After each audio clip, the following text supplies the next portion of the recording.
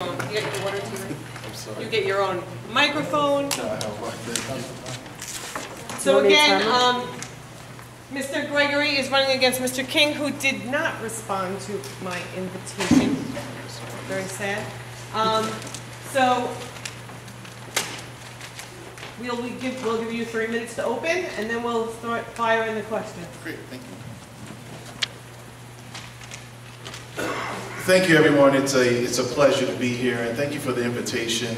As mentioned, I am Suffolk County Legislator and Presiding Officer of the Suffolk County Legislature. I've been in the legislature for 8 years. I have been the leader of the legislature for 3 years now. This is my 3rd year, and I absolutely love what I do. I love being a county legislator. We get to do some wonderful things. We get to work with our law enforcement, that some of them are represented here tonight. Some of the challenges that we get to face as legislators are truly tremendous, but it's a very rewarding job. And when I decided when I was contemplating running for Congress, it was not an easy decision. I prayed on it, and then I prayed on it, and then I prayed on it for about 4 months. And I wouldn't tell my wife until I was pretty sure that this was the direction I wanted to go, because I didn't want her to go through the heart attack or ill effects of something that wasn't pretty much decided on doing yet. And I got her support, and what really made me push me over the line was of going forward and putting my name May 20th at 9:15 a.m. in 2015. So I've been running over a year now to run for Congress. Washington is broke, it's dysfunctional, it's mired in gridlock, and someone has to step up to take the challenge to bring new leadership in Washington. And our current representative has been there for 23 years as things get progressively worse. And as I said, I think it's time for new leadership. Now, I'm a veteran, and served in the Army, and proud of my military service. And when I was in the Army, it didn't matter if you were a Republican or Democrat. What mattered was getting the mission done. But in Congress, all that matters is whether you are a Republican, stay with the Republicans, the Democrats, stay with the Democrats. And it's just crazy.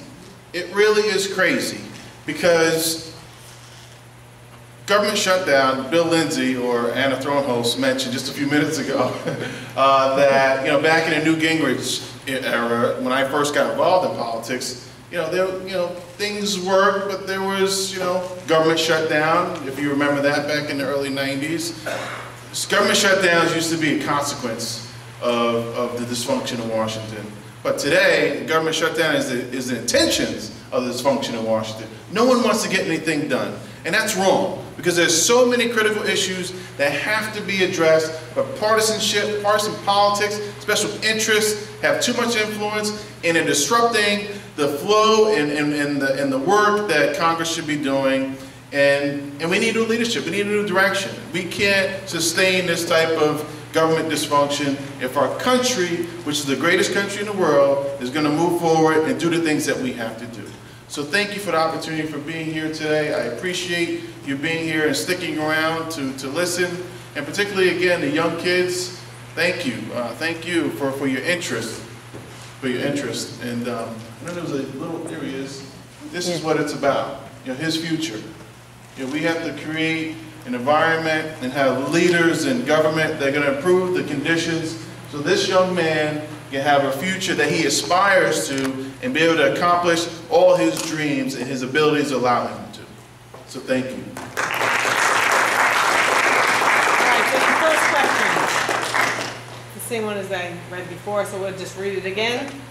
The local economy, specifically as it pertains to our hamlet. As you may know, Ronkonkoma encompasses 2 districts, 2 precincts, 2 towns. On the Brookhaven side, plans for the hub went through without local input. Despite our best efforts, our community's wishes were largely ignored.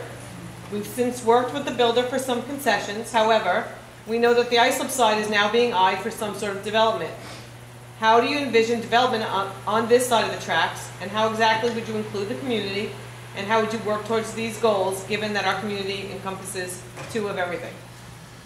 Well, today, I think it was today, I'm losing track of my days. I'm pretty sure it was today Newsday. They ran a story about a study that was done about the middle-class families, how the numbers are decreasing.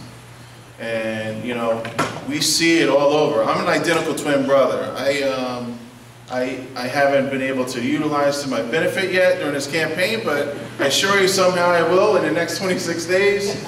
But we experienced somewhat what a lot of families experience. I grew up, we played sports, and we got recruited to play soccer in a school in North Carolina. So we both went to North Carolina.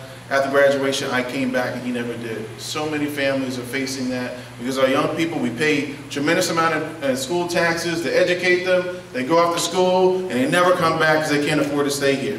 So many people are facing those challenges.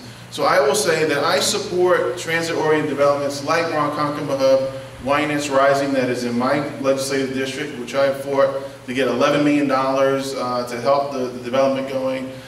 But Winans Rising is where it is because it has a community support. I'm an individual, I have my preference, but I'm your representative. So I represent your interests and your concerns, and it's, I feel, our obligation to get the input of the community. We can't just shove things down the community's throat. That never works out well. So you have to be open to criticism. You have to be look at things with an open perspective. Get people's ideas, and if you're doing something, it's as simple as this: if you're doing something wrong and you feel that you got to rush it through without getting people's input, you're probably not doing the right thing. So we got to open the doors, give people an opportunity to have their input because they're concerned, right? Many people, a lot of these projects are concerned about traffic, but really it's really about home values. Our #1 asset for majority of Long Islanders is their homes. And when you have developments like this, people right away, they're concerned, well, how is that going to affect my #1 asset? My property value is going to go down, how is it going to impact the schools and things of that nature? So there are legitimate concerns that have to be addressed, so we have to do that. So I support transit-oriented developments, but I implore local communities, government, towns, or the villages, whatever the case may be, to get local input. That has to be a part of the process. Did I miss some part of it? No, okay. yeah. All right. No, I think you got it all. I think you were the first one to answer the entire question. I appreciate that. All right. Thank you. The second I was question. pretty good at school. I was Yeah. good in the school environment. That was really good. The second question is with regard to the casino being opened in December. Are you for the casinos in Suffolk? And if so, please explain how this will be beneficial to the surrounding areas.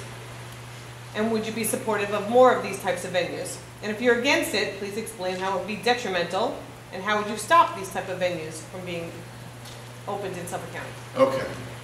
I am not in favor of more casinos, but I do support casinos, and I'll tell you why. There was a referendum that was mentioned from several people here earlier. The referendum passed, I think, with 65%, almost 70% support.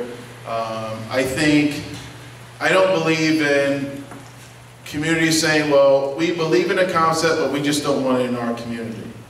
But you have to have community input. It's important that you allow the community to have a say in what goes on in their community, what you're bringing to their community.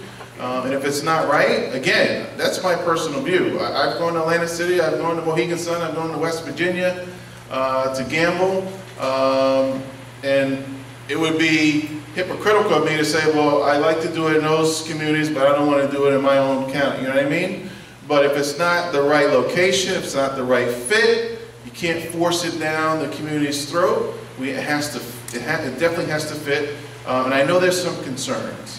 But again, as Senator Croce said, you can't, the governor must not, we can't allow him to have casinos or anything like that as a major part of an economic platform. That doesn't, I don't support that. Casinos are not going to drive the economy of Long Island, New York State. That's a ridiculous concept if anyone ever says that. But what we have to do is bring high-tech jobs to the community. We're working with Suffolk Community College. They're looking to bring cybersecurity and things like that, good-paying jobs. Because we all know we love our environment in our community, but it's a high cost of living community. And that's why our young people are not staying. They're leaving in droves. So we have to create housing that they can live in, but we also have to get them jobs that they can pay for the housing. That's the other part, you know, because now I read a story about a study a year and a half ago. New York Times had young people, millennials, are graduating with more debt than in prior history. They're delaying getting married longer because of it. They're delaying buying a house because of it, because they've seen their parents go through the foreclosure crisis. So they are very apprehensive in doing it. And what it's doing is it's splitting up families. So we have to support these transit-oriented developments. They're going to bring our young people here, and they like a chic environment. You know, it's not just housing. They want to be able to go to the cafe. I'm not a Starbucks person, but Starbucks or whatever. You know, they like a little environment that's going to keep them here. You know, and a lot of these developments it's not by coincidence that they're near train stations, so they can get on the train and go to New York City and come back without having a car. You know, we have a lot of cars in the road. But a part of, and it's all, and I'm mentioning it because it's all synced together. Housing, jobs, that's, you know, we have to bring good paying jobs, a lot of tech jobs. That's what's going to spur our environment, not casinos. That's certainly not going to spur up. That will create a good number of jobs, but to be honest, it's, you know, those are low-income jobs, not high-income jobs, service industry jobs. So they will be good for those with low skills, and maybe a senior that's looking for a part-time job who's retired. But those are not going to be the jobs necessarily for a young person to build a career necessarily and buy a house in Ronkonkoma and raise a family, potentially. Maybe, but probably not. But so casinos are not something that's going to drive our economy to where we need it to be.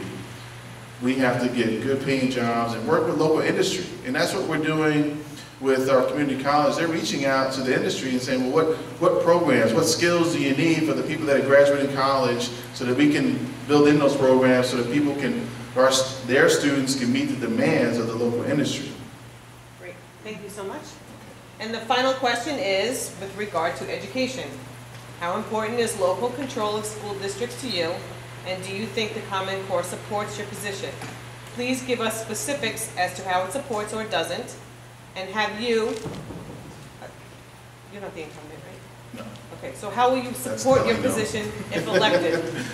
I'm bad with this stuff. That's all right. So how will you support your position if elected? Well, if you ask me, there's a lot of things that I get asked and have been asked running for Congress, you know, from foreign policy to national security to the environment to a whole host of things, the military, veterans, care. But if you ask me what issue I'm most passionate about, I'll tell you it's education.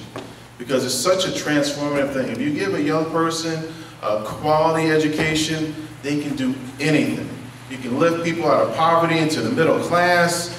It's, you know, it really is a transformative process. So I am for increasing standards. But I do see the faults in Common Core. First, it was rushed. The implementation was very flawed. I think there's an over-reliance on testing. So there's definitely things that have to be worked out. Support for our teachers, training, and things of that nature. I think we have to implement as well. But you know, we have to. My goal is to ensure that every child in America, and it should be a part of our, you know, the constitutional rights, that every child in America should have access to a quality education. It shouldn't be dependent on what zip code you live in. And to be honest, that's the way it is.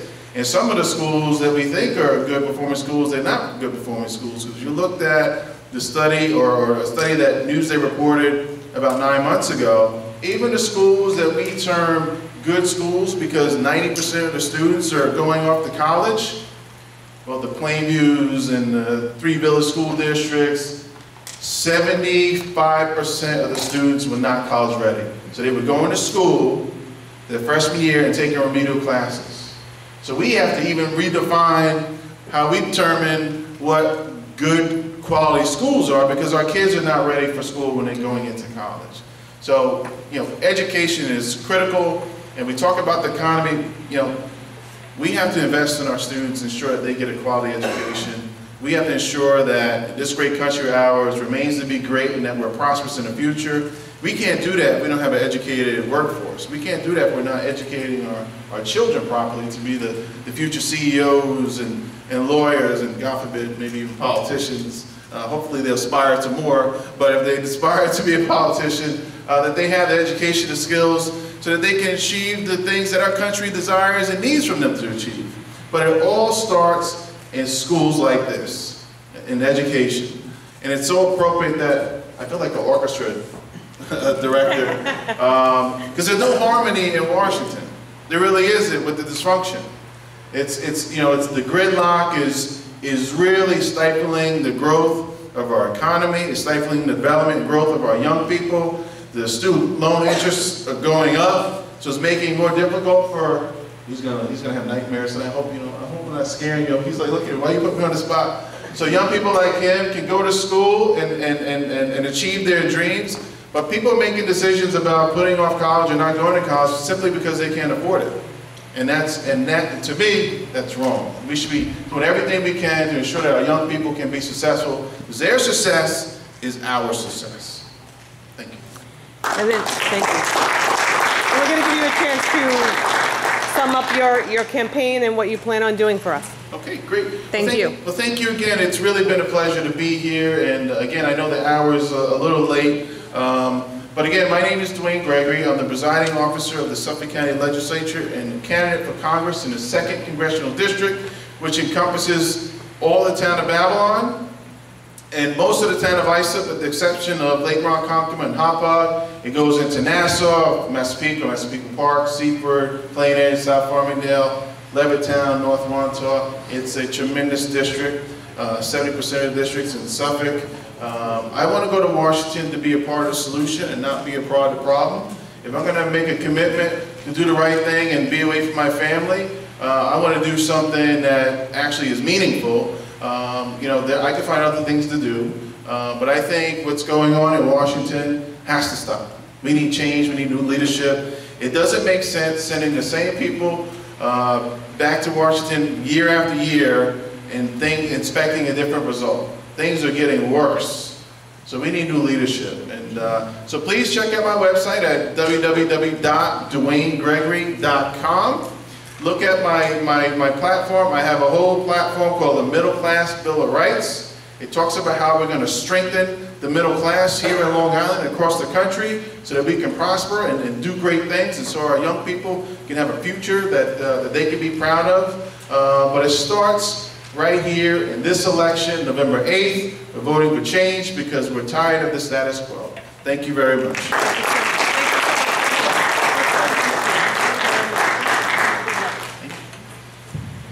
Before